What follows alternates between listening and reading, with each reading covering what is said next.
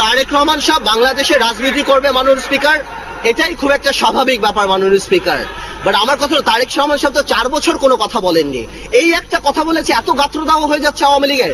তো যাদের গাত্রদাহ হচ্ছে তাদের উদ্দেশ্যে বলতে চাই মাননীয় speaker, it is the reality যে তারেক রহমান ফেরত আসবে, and you'll see more of Tarique Rahman. এবং তারেক রহমান কি রাজনীতি করার অধিকার রাখে কি রাখে না, এটা জনগণ ঠিক করবে। যেদিন বাংলাদেশে তারেক রহমান নামবে, সেদিনে দেখা যাবে যে বাংলাদেশে কি হয় না হয়। তত্ত্বাবধায়ক সরকার নিয়ে বলি, মানুষের তত্ত্বাবধায়ক জন্ম কোথায়? 1991-এ দুইটা দলের মিউচুয়াল রেসপেক্ট যখন ছিল না, দুই দলের মধ্যে যখন বিশ্বাস ছিল না, তখনই তত্ত্বাবধায়ক সরকার আসছে। মানে স্পিকার, আজকে কি আপনি মনে করেন দুই দলের সম্পর্ক ভালো? মানে স্পিকার, আমরা জেল খেটেছি শুধুমাত্র শেয়ার মার্কেটের বিরুদ্ধে বক্তৃতা দিয়ে। আমরা জেল খেটেছি, আমাদের বিরোধী দলের চিফ হুইপকে মারা হয়েছে মাননীয় স্পিকার।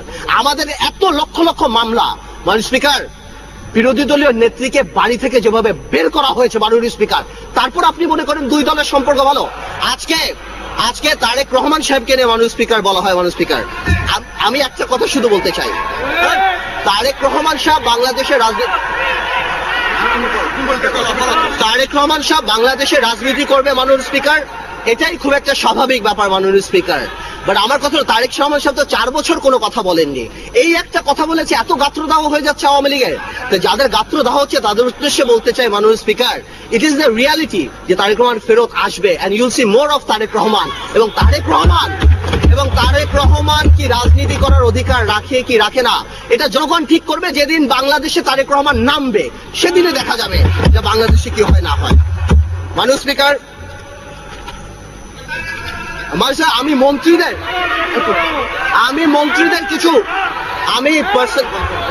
আমি পার্সোনালি মন্ত্রীদের কিছু ইমেজ ক্রাইসিস নিয়ে বলছি। আমাদের সময় মাননীয় স্পিকার দুইজন ফেমাস মন্ত্রী ছিল। একজন ছিল আল্লাহর মাল আল্লাহ নিয়ে গেছে, আরেকজন মন্ত্রী ছিল উই আর লুকিং ফর শত্রুস। অনেক কন্ট্রোভার্সি ছিল এই আমলে মাননীয় স্পিকার। কালো বিড়াল ধাক্কা দিয়ে নাকি বিল্ডিং ফেলে দেওয়া যায় মাননীয় স্পিকার। আপনি কল্পনা করেন, একটা মন্ত্রী সাহেব যদি বলে ধাক্কা দিয়ে বিল্ডিং ফেলা যায়, তাহলে তার মেন্টাল ক্যাপাসিটির কি অবস্থা? তাহলে এই মন্ত্রণালয়টা কত রিচ। এনিওয়েজ, কেউ বলে ধাক্কা দিয়ে ফেলা যায়, কেউ বলে কারো বেলাল, কেউ বলে চোখ উঠিয়ে ফেলবো, কেউ বলে কম খান, কেউ বলে আবার বিলবোর্ডের পোস্টার দেখে নাকি অ্যাক্সিডেন্ট হয়। এবং আমাদের উপদেষ্টা সাহেবরা কেউ হলমার্কের সাথে আছেন। আমাদের আবুল হোসেন সাহেব বাংলাদেশের প্রুভেন অনেস্ট ম্যান। সবাইকে আসসালামু আলাইকুম। এই সংসদের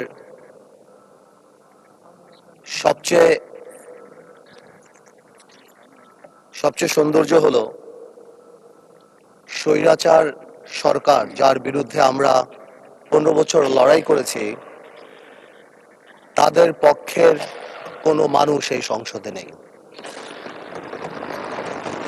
এই একটা জায়গাতে আমরা একটা কমন থ্রেড রেখে দিয়েছি যে আমরা সবাই গণতন্ত্রকে সামনে রাখব, আর যেই আত্মত্যাগ, যে হাজার হাজার মানুষের আত্মত্যাগ এবং যেই শহীদদের কথা এই সংসদ যখন আরম্ভ হলো, সরকার দল থেকে এবং বিরোধী দল থেকে যে বলা হলো, যাদের নাম নেওয়া হলো, স্মরণ করা হলো, এই সবার প্রতি জানি সম্মান রেখেই আগামীতে আমরা এই সংসদ চালাতে পারি, আমরা জনগণ ও মানুষের কথা বলতে পারি, সেটাই আমি আশা করব।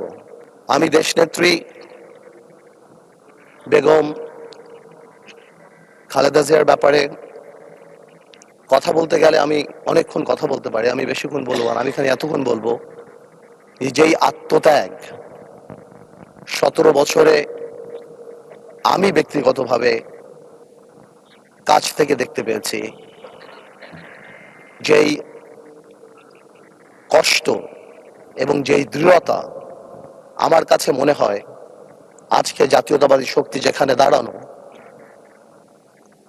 যে মরহুম বা মৃত দেশনেত্রী খালেদা জিয়া জীবিত খালেদা জিয়ার চেয়ে অনেক বেশি পাওয়ারফুল, অনেক বেশি শক্তিশালী। এবং আজকে এটাও মাথায় রাখতে হবে আমাদের সবাই, যে কোনোভাবেও আমরা আমাদের দেশনেত্রীর এই আত্মত্যাগকে কোনোভাবেও আমরা আন্ডারমাইন না করি আগামী দিনগুলোতে। আপনাদের সবাইকে